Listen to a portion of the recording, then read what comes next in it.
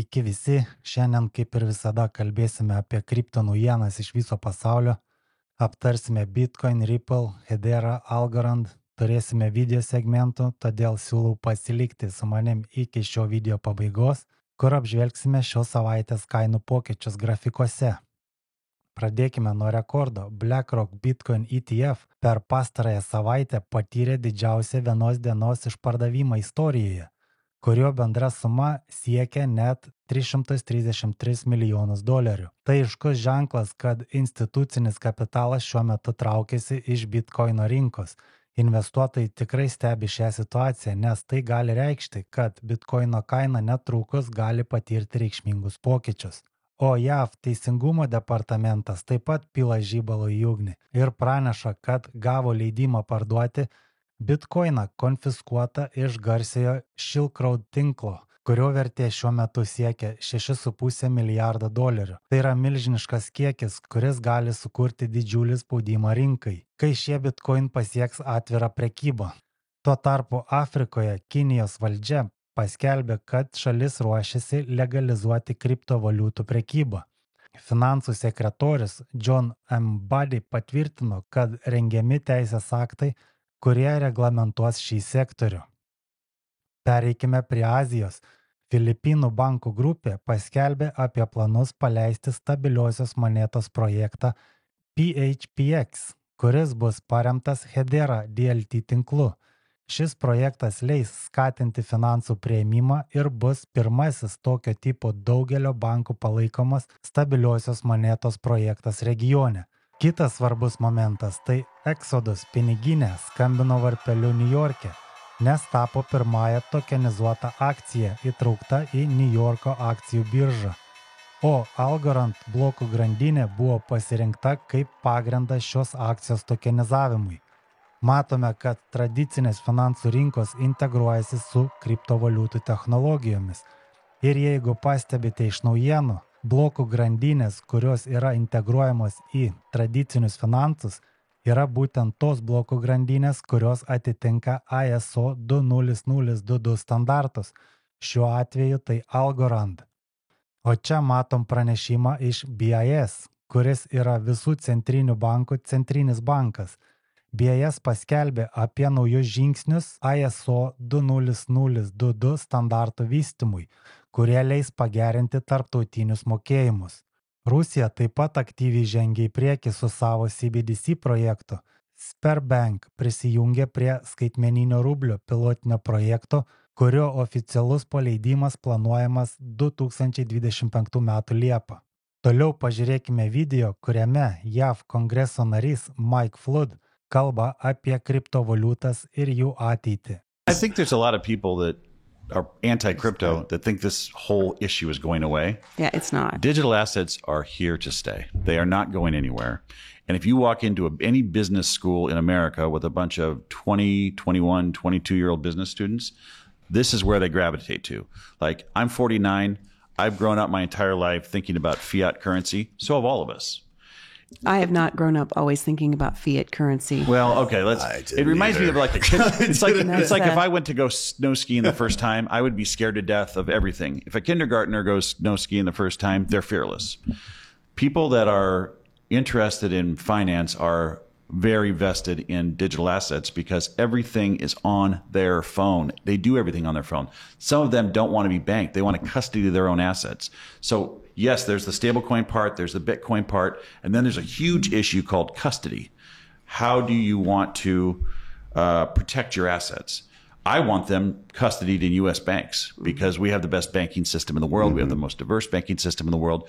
There are a lot of people in this country that want to disconnect from the banks. Yeah. And what does custody look like for them?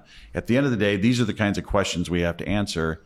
It affects payments. It affects the ability for us to maintain our currency, the world's reserve currency. It is foreign relations. And more than anything, we can't let China, Russia, Brazil, India be the country of choice.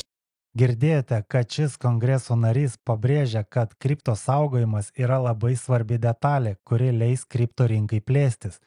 Ir čia turime naujienų iš Europos, kur Standard Chartered, valdantis daugiau nei $870 milijardų turtą, paskelbė apie bitkoino ir kitų kriptovaliutų saugojimo paslaugų teikimą. Taip pat mes žinome, kad Ripple 2023 metais ir 2024 metais įsigijo 2 kripto saugojimo firmas – Metaco Europoje, Šveicarijoje ir Standard Custody Amerikoje, Niujorke. O dabar matome, kad Vokietijos DZ bankas taip pat žengia į priekį, pradėdamas teikti skaitmeninio turto saugojimo paslaugas kartu su Ripple Custody. Šios paslaugos apima piniginės valdymą ir blockchain analitiką, kuri atitinka griežtus Vokietijos teisės aktus. Tai puikus pavyzdys, kaip Ripple technologija naudojama globaliu mastu ir tampa vienos stotelės parduotuvė finansų pasaulyje. Dabar pažiūrėkime, ką kalba šis vyrukas,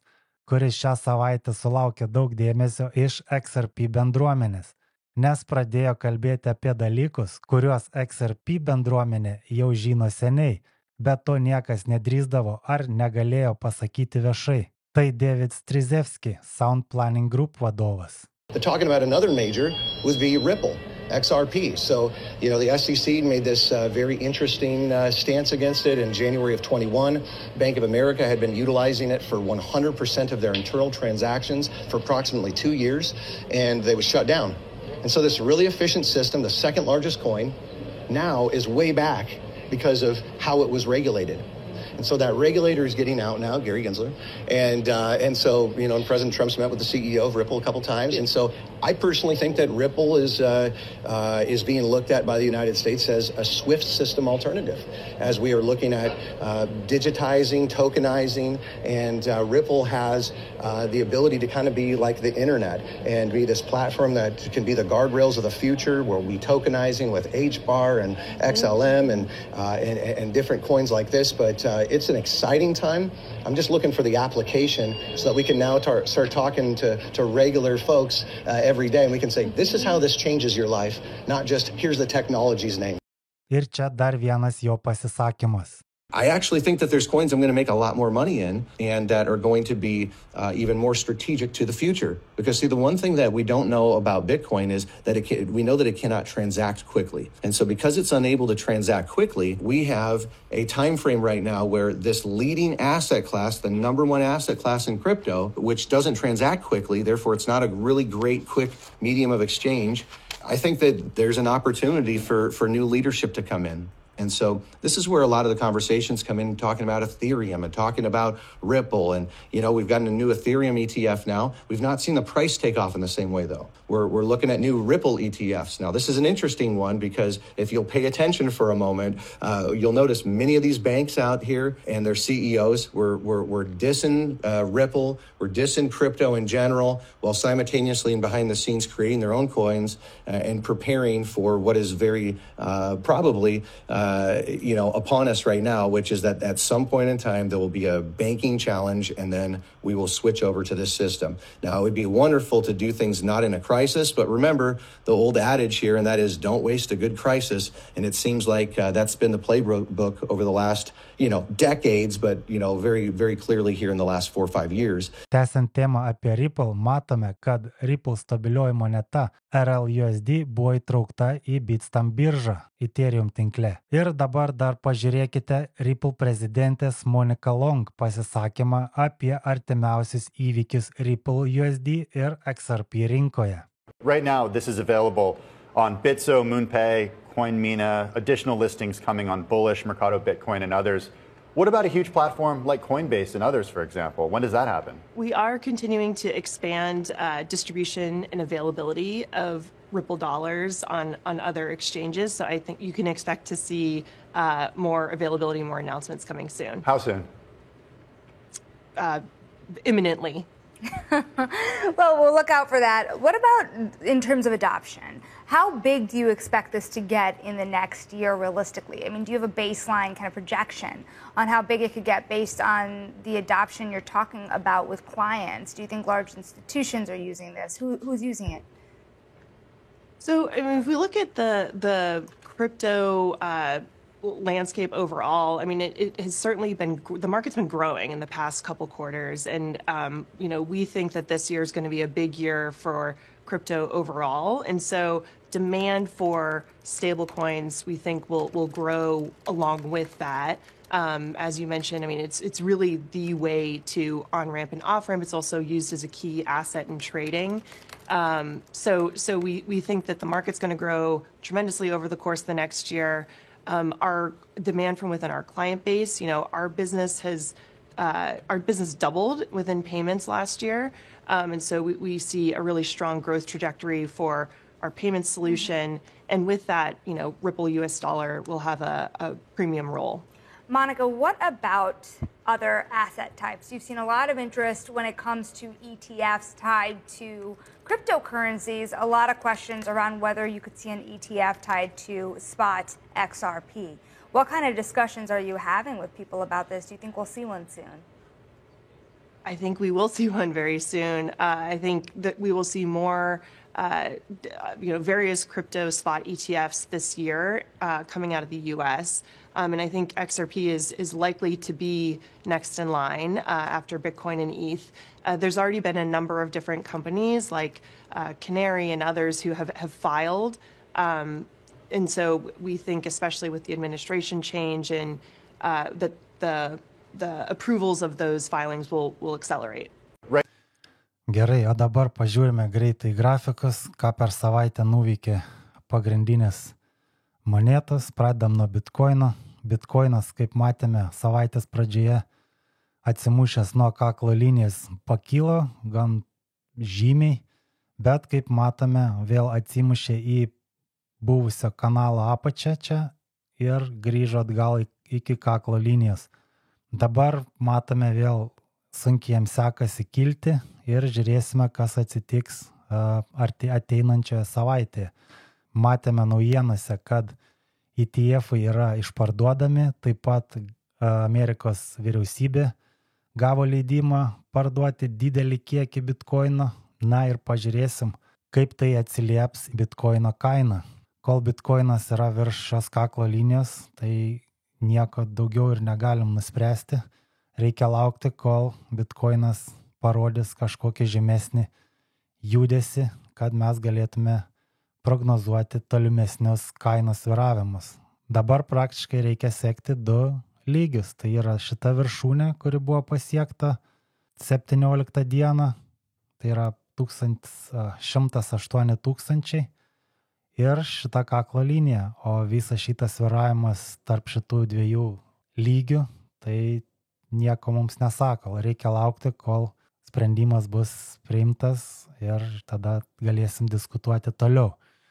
O dabar pažiūrim į Ethereumą. Ethereum'as taip pat mes kaip ir kalbėjom praeitą savaitę, kad man atrodė, kad čia šitas kainos veiksmas buvo korekcinis, ABC korekcija, taip ir įvyko, būtent, kad šioj vietai Ethereum'as apsisuko, krito staigiai žemyn ir pramušė kanalo apačią ir dabar, kaip matome, toliau jam sunkiai sekasi įgauti kažkokį pozityvų kainų veiksmą. Tai aš tai konkrečiai laukiu, kol Ethereum'as pakris į šitą raudoną zoną. Ir jeigu jūs galvojate pirkti Ethereum'ą ir jums patenka šis kriptomoneta, tai manau šioj vietai būtų labai geras taškas, kuriame galima būtų pradėti apsipirkinėti. Nes jeigu Ethereum'as praras ir šitą suportą, tai manau, kad jau iš vis čia jokių pozityvių žinių nebelieka. Nes čia, kaip matome, labai didelis ir stiprus suportas, čia kelis kartus atsimušė, čia reikėjo daug darbo įdėti, kol pramušė. Žodžiu, kai Ethereum'as pakris iki čia, manau, gera vieta apsipirkinėti. Bet dar vienas formavimasi čia mes galim pamatyti, tai irgi čia reikia nutrinti šitą liniją. Formuoja, galima sakyti, formuoja Head and Shoulders ir tai nėra geras signalas. Ir jeigu žiūrint į šitą formą, tai mes galime taip pat pamatuoti taikinį, pamatuojam galvą ir, sakykime, jeigu čia Ethereum'as prasimuš prašytą kaklo liniją, mes matome, kad Ethereum'as gali sugrįžti iki šio didelio kanalo apačią. Matome čia.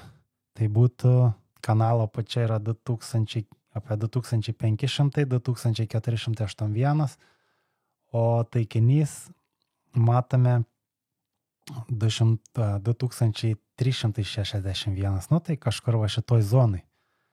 Ir jeigu mes pažiūrėsime į savaitinį grafiką, matome šitas didelis kanalas ir taikinys dabar, jeigu, sakykime, šito head and shoulder taikinys, rodo mums, kad kaina gali kristi būtent iki šio kanalo apačios. Nu, tai tikrai netrodo gražiai, bet tuo pačiu ir gali patvirtinti mano teoriją, kad, kaip minėjau ankstesnėme video, aš galvoju, kad yra šansas, jog, sakykim, šį buliaus sezoną Ethereum'as nesugebės prasimušti į naujas rekordinės aukštumas.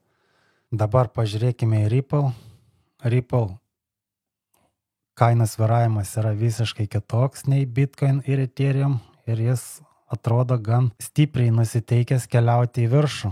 Matėme naujienose taip pat, įspūdingos naujienos ir atrodo, kad XRP nori užimti netgi ir Bitcoino vietą pagal didžiausią rinkos kapitalizaciją.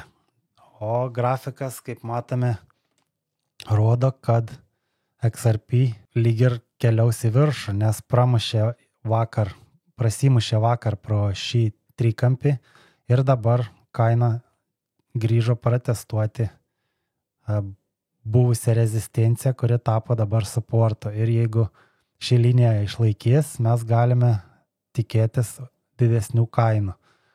O kokio didumo tos kainos gali būti, mes tiesiog pamatuojame trikampį, plačiausią vietą ir pridedam prie vietos, kurioje kaina prasimušė į viršų. Ir mes gauname $3.80. Tai yra tik truputį aukščiau nei rekordas 2017 metais. Kaip matote, nubrėžiau liniją, va šita balta linija yra 2017 metų rekordas. Ir jeigu XRP padarys tai, ką mes čia prognozuojame, kaina turėtų atsidurti virš šios linijos ir pasiekti didžiausią kainą istorijoje kol kas. Bet manau, kad kai kaina atsidurs kažkur šioje zonoje, bus tikrai sunku kainai prasimušti iš karto į viršų. Nu, čia tiesiog mano nuomonė. Ir be to, jeigu vadovausimės Elioto bangų teorija, ketvirtoji banga dažniausiai yra trikampis, o čia mes ir turėjome trikampį, tai reiškia, kad dabar paskutinė banga penktoji, po kurios mes galime matyti didesnę korekciją. Ir tai sutaptų šitas taikinys, kurį mes pamatavome, kaip tik sutampa su visų laikų rekordinė kaina. Ir kai pasieksime mes šią zoną, manau, turėsime didesnę korekciją. Ir kaip Elioto bangų teorija sako, kad pasibaigus 5 bangų veiksmui, kaina dažniausiai padaro korekciją iki 4 bangos apačios. Tai mes galime tikėtis, kad kaina, sakykime, grįž kažkur į šią zoną, tai yra apie $2, taigi pasiekus $3.80, kažkur čia galime tikėtis apie 45-50% korekciją. Bet neplanuojam taip toliai į priekį, dabar reikia pažiūrėti, ar kaina išsilaikys virš šio trikampio. Dar šiandien paminėjom H-bar, tai H-bar vis dar užstrigęs šiame kanale ir mes laukiame, kol jis sugebės prasimušti į vieną ar kitą pusę. Dar turėjom naujieną apie Algorand. Algorand prasimušė pro kanalą, bet man netrodo, kad čia yra impulsyvus veiksmas. Ir kaip matome, 21 dienos EMA taip pat nesugebėjo išlaikyti kainos, pradūrė, nukrito žemyn, dabar pakilo, atsimušė, protestavo ir atrodo, kad vėl nori kristi žemyn. Taigi dabar mums reikia žiūrėti būtent šitą supportą ir jeigu Algorandas pakris po šitą liniją, mes galime tikėtis mažesnės kainos ateityje. Tai tiek šiandien, ačiū, kad žiūrėjote, nepamirškite prenumeruoti kanalą, dalinkitės video su draugais, spauskite nykštį ir iki kito karto.